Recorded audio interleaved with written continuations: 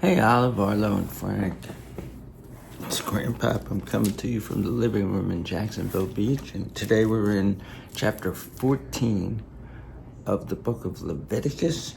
So we're going to continue on into a chapter that's even longer than the chapter that we did yesterday, Leviticus 13. This is on the purification of diseased skin infections. So let's just dive right in. This is the law of the diseased person on the day of his purification. Sorry.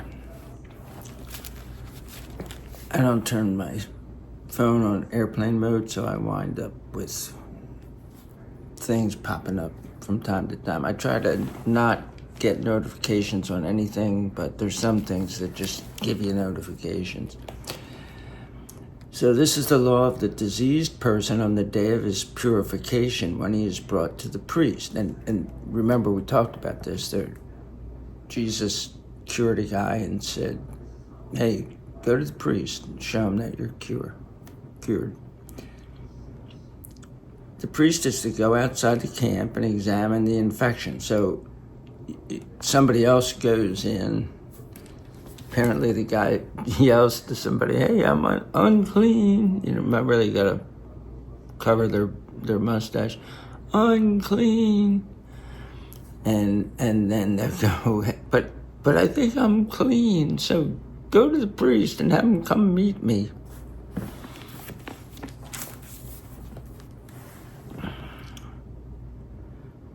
Priest is to go outside the camp and examine the infection. If the infection of the diseased person has been healed, then the priest will command that 2 live clean birds, a piece of cedar wood, a scrap of crimson fabric, so that,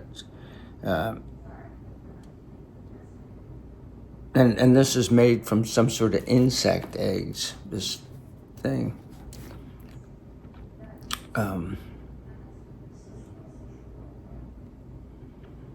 And some twigs of hyssop. And hyssop is probably one of several species of marjoram thymus, an herb with leafy twigs useful for sprinkling liquid. And so it's something that you can put in a liquid like water, and they go and it'll fly out. It's sort of like a paintbrush. You use it like a paintbrush. I mean, you can't paint things with it, but you can like do that Jackson Pollock kind of thing.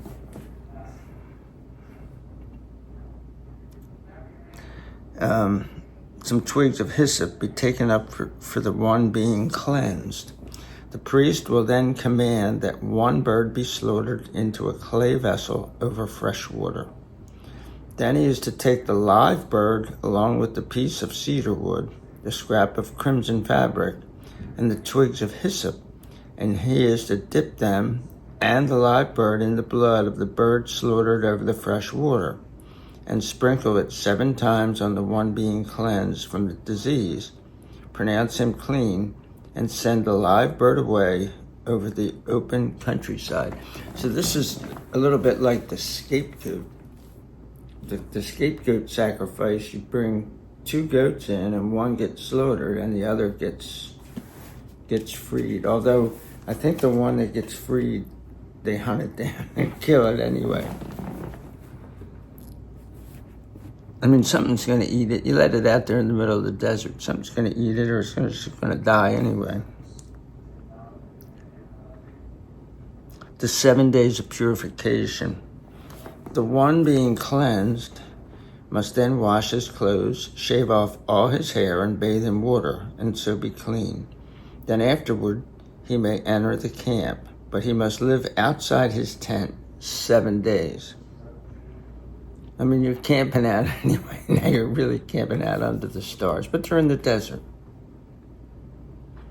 When the 7th day comes, he must shave all his hair, his head, his beard, his eyebrows, all his hair. And he must wash his clothes, bathe his body in water, and so be clean. Here's the 8th day atonement rituals. So the last thing was a 7-day ritual, and so the day after the 7th day. On the 8th day, he must take 2 flawless male lambs, 1 flawless yearling female lamb, 3/10 of an ephah of choice wheat flour as a grain offering mixed with olive oil, and one log of olive oil. What is a log? Unit of liquid measure about 1/6 of a liter. So, like maybe a quart, half gallon, something like that. It's a lot of olive oil. And the priest who pronounces him clean will have the man who is being cleansed stand along with these offerings before the Lord at the entrance of the meeting tent.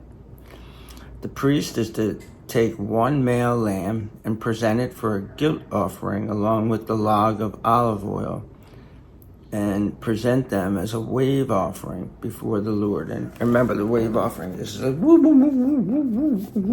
waving it before the Lord. He must then slaughter the male lamb in the place where the sin offering and the burnt offering are slaughtered, in the sanctuary, because like the sin offering, the guilt offering belongs to the priest. It is most holy. So this is not going to go up in smoke. It's going to be barbecued.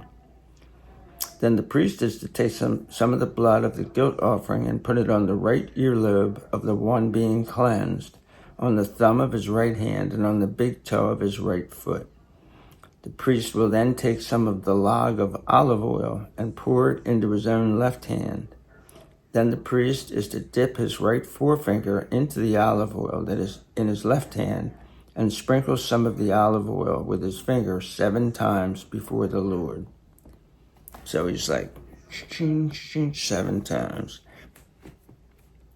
The priest will then put some of the rest of the olive oil that is in his hand on the right earlobe of the one being cleansed, on the thumb of his right hand, and on the big toe of his right foot, on the blood of the guilt offering. So you already put the blood there, so now you just put the olive oil over the blood.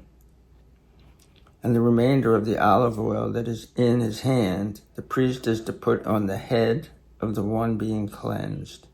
So the priest is to make atonement for him before the Lord. So he kind of anoints him with oil, with whatever's left in his hand after he does the little ritual. The priest must then perform the sin offering and make atonement for the one being cleansed from his impurity. After that, he is to slaughter the burnt offering, and the priest is to offer the burnt offering and the grain offering on the altar. So the priest is to make atonement for him, and he will be clean. So now we're going to look at the 8th day atonement rituals for a poor person. Because if you remember, I think they brought 2 lambs and some other stuff and a lot of olive oil. If the person is poor and does not have sufficient means, he must take 1 male lamb as a guilt offering for a wave offering to make atonement for himself, 1/10 of an ephah of choice wheat flour mixed with olive oil for a grain offering, a log of olive oil, and 2 turtle doves or 2 young pigeons, which are within his means. One will be a sin offering and the other a burnt offering. On the 8th day, he must bring them for his purification to the priest at the entrance of the meeting tent before the Lord. And the priest is to make the male lamb of the guilt offering and the log of olive oil and wave them as a wave offering before the Lord. Then he is to slaughter the male lamb of the guilt offering, and the priest is to take some of the blood of the guilt offering and put it on the right earlobe of the one being cleansed, on the thumb of his right hand, and on the big toe of his right foot. The priest will then pour some of the olive oil into his own left hand and sprinkles some of the olive oil that is in his left hand with his right forefinger 7 times before the Lord. Then the priest is to put some of the olive oil that is in his hand on the right earlobe of the one being cleansed, on the thumb of his right hand, and on the big toe of his right foot, on the place of the blood of the guilt offering. And the remainder of the olive oil that is in his hand of the priest is in the hand of the priest. He is to put on the head of the one being cleansed to make atonement for him before the Lord. He will then make one of the turtle doves or young pigeons. And I just thought of something. My sons, Frank and Tom, grew up in a Brady Bunch kind of family for a while. We lived with my girlfriend, Judy, and she had 3 kids, Alex, Becca, and Jim. And Alex one time, I don't know why she had it, but it was like olive oil or something. Yeah, it was olive oil that was in the shower. And Alex thought it was shampoo, and he used it when he got out. He was all greasy. So, Arlo, you could ask your dad, and Frank, you can ask your Uncle Tom about it. I'm sure he remembers that day. He will then make one of the turtle doves or young pigeons, which are within his means, a sin offering, and the other a burnt offering, along with the grain offering. So the priest is to make atonement for the one being cleansed before the Lord. This is the law of the one in whom there is a diseased infection who does not have sufficient means for his purification. Seems like it's still a lot.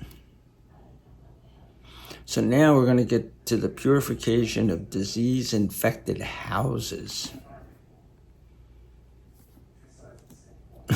I'm glad your grandmother isn't down here, because she'd be like, what's up with the disease-infected houses? Okay.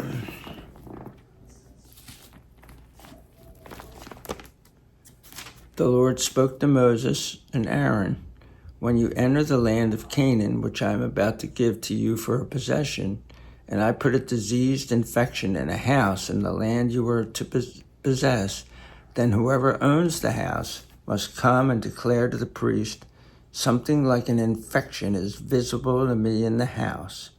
Then the priest will command that the house be cleared before the priest enters to examine the infection, so that everything in the house does not become unclean, and afterward the priest will enter to examine the house." So in modern America, there's something that you get, it's called black mold, that comes into your house, and you wouldn't want to get black mold out if it's in your house. You can get ill from breathing the spores that are caused by black mold. He is to examine the infection, and if the infection in the walls of the house consists of yellowish, green, or reddish eruptions, man,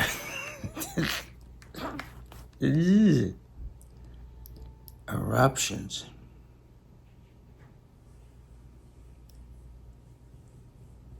This word that they translated as eruptions, this is the only time it appears in the entire Bible, and they're unsure what it really means. And it appears to be deeper than the surface of the wall. Then the priest is to go out of the house to the doorway of the house and quarantine the house for 7 days. The priest must return on the 7th day and examine it, and if the infection has spread in the walls of the house, then the priest is to command that the stones that had the infection in them be pulled and thrown outside the city into an unclean place. Then he is to have the house scraped all around on the inside, and the plaster which is scraped off must be dumped outside the city into an unclean place. So it's like a garbage dump outside of the city. In Jerusalem, it would eventually become I think it's called the Kidron Valley. They are then to take other stones and replace those stones, and he is to take other plaster and replaster the house. If the infection returns and breaks out in the house after he has pulled out the stones, scrape the house, and it is replastered, the priest is to come and examine it, and if the infection has spread in the house, it is a malignant disease in the house, it is unclean. He must tear down the house, its stones, its wood, and all the plaster of the house, and bring all of it outside the city to an unclean place. Anyone who enters the house all the days the priest has quarantined it will be unclean until evening. Anyone who lies down in the house must wash his clothes. Anyone who eats in the house must wash his clothes. I don't think I'd lie down or eat in that house. If, however, the priest enters and examines it and the infection is not spread in the house after the house has been replastered, then the priest is to pronounce the house clean because the infection has been healed. Then he is to take 2 birds, a piece of cedar wood, a scrap of crimson fabric, and some twigs of hyssop to decontaminate the house. And he is to slaughter 1 bird into a clay vessel over fresh water. He must then take the piece of cedar wood, the twigs of hyssop, the scrap of crimson fabric, and the live bird, and dip them in the blood of the slaughtered bird. And the live bird's probably going like, dude, what are you doing to me? That was my buddy, and now you're dipping me in his blood.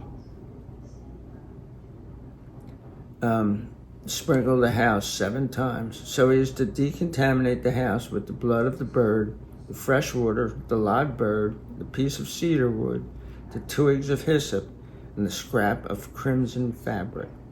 And he is to send the live bird away outside the city into the open countryside. So he is to make atonement for the house, and it will be clean. This is the law for all diseased infections, for scall, for the diseased garment, for the house, for the swelling, for the scab, and for the bright spot, to teach when something is unclean and when it is clean. This is the law for dealing with infectious disease. And hopefully we're done with infectious disease. Oh, well, we are, but next we're going to deal with bodily discharges. I can't wait. How about you? Peace out.